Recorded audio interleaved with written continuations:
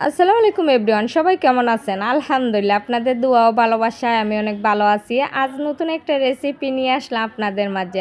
আতপ চাউলের শুকনো গুঁড়া দিয়ে কিভাবে এত সুন্দর ভিন্ন ডিজাইনার চিপস তৈরি করে নেবেন। বিভিন্ন রকম ডিজাইনার চিপস তৈরি করলে দেখতে যতটা সুন্দর লাগে, খাইতে তার চেয়েও বেশি ভালো লাগে। আর কম সময়ে ঝামেলা ছাড়াই এই চিপস তৈরি করে নিতে পারবেন।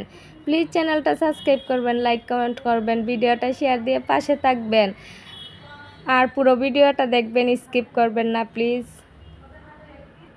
আতপ চাউলের শুকনা গুঁড়াটা নিচে আমি আমার পরিমাণ মতো, আপনারাও পরিমাণ মতো নিতে পারেন। যতটুকু চিপস তৈরি করবেন ততটুকু পরিমাণ মতো নিয়ে নেবেন।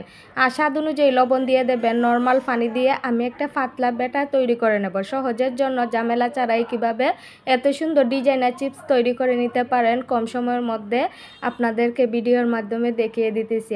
আর আমার ব্যাটারটা তৈরি হয়ে গেছে, দুভাগে ভাগ করে নিছি। একটা ভাগে আমি ফুড কালার অ্যাড করবো, আপনারা না চাইলে সেটা স্কিপ করে দিতে পারেন। ডিজাইনের জন্য আমি ফুড কালারটা অ্যাড করতেছি, তো অল্প একটু ব্যাটারের মধ্যে আমি ফুড কালারটা অ্যাড করে নিলাম। এখন আমি স্টিলের একটা তালা নিছি, তালার মধ্যে একটা পলি ব্যাগ দিয়ে দিছি। পলি ব্যাগের মধ্যে একটু তেল মাখিয়ে নেবেন, নিয়ে এই ব্যাটারটা যে ফুড কালার দিছিলাম সেই ব্যাটারটা দিয়ে দিছি। এখন ফাঁফে দিয়ে দিব।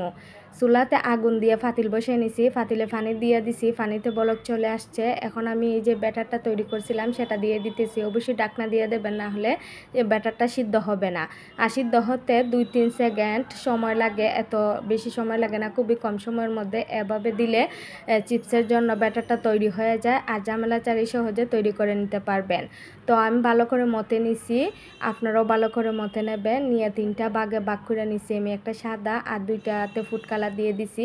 এখন আমি একটা রুটি বেলে নিব, আপনারা এভাবে রুটি বেলে নেবেন। আর একটা রুটিরে সাইজ করে নিছি, নিয়ে এভাবে দিয়ে দিতেছি। আমি যেভাবে দেখিয়ে দিতেছি আপনারা সেভাবেই তৈরি করে নেবেন। আলতোভাবে চাপ দিয়ে আমি যেভাবে দিতেছি অল্প আলতোভাবে কিন্তু চাপ দিয়ে দেবেন। দিয়ে এভাবে ওই রুটিটার সাথে মিক্স করে নেবেন।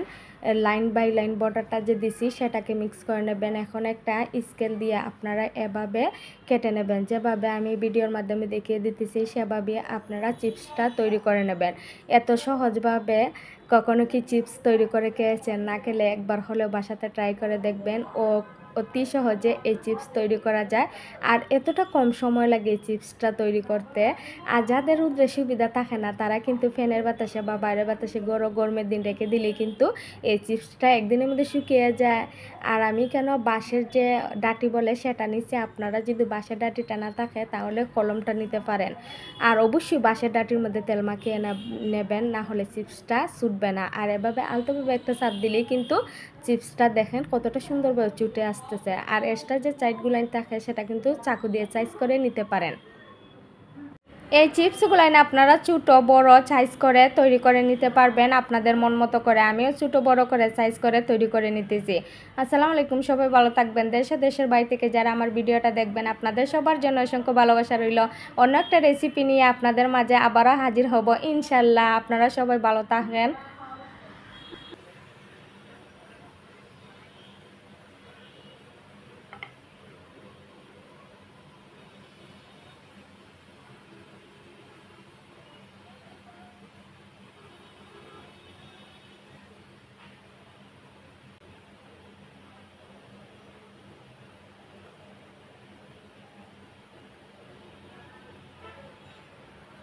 Hey.